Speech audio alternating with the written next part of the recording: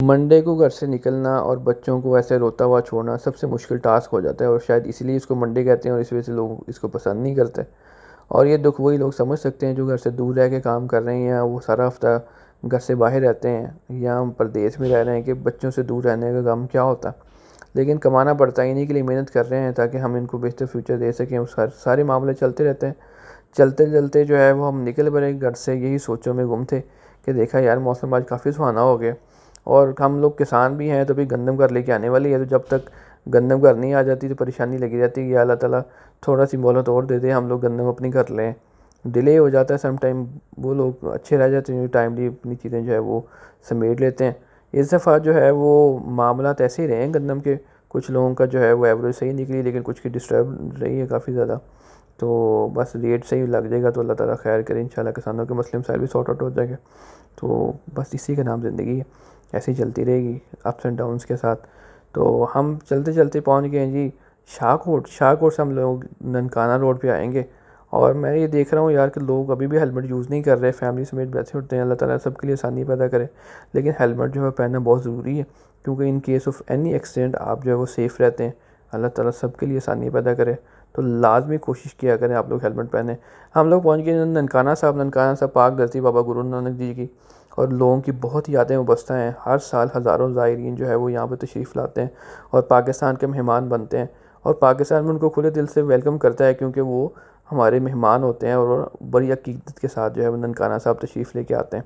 तो अगर आपके ननकाना साहब के साथ कोई भी याद वाबस्ता है तो लाजमी शेयर करें ताकि हम लोग भी जो है उसको खुशी महसूस कर सकें। और अगर आप लोग चाहेंगे तो हम इस पर एक कंप्लीट जो है वो डिटेल भी जो है वीलॉग बना सकते हैं जी। हम उसके बाद ननकाना साहब क्रॉस करके मोटरवे पे आते हैं क्योंकि मोटरवे के थ्रू मैं यूज़ करता हूँ और मोटरवे के थ्रू लाहौर आता जाता हूँ।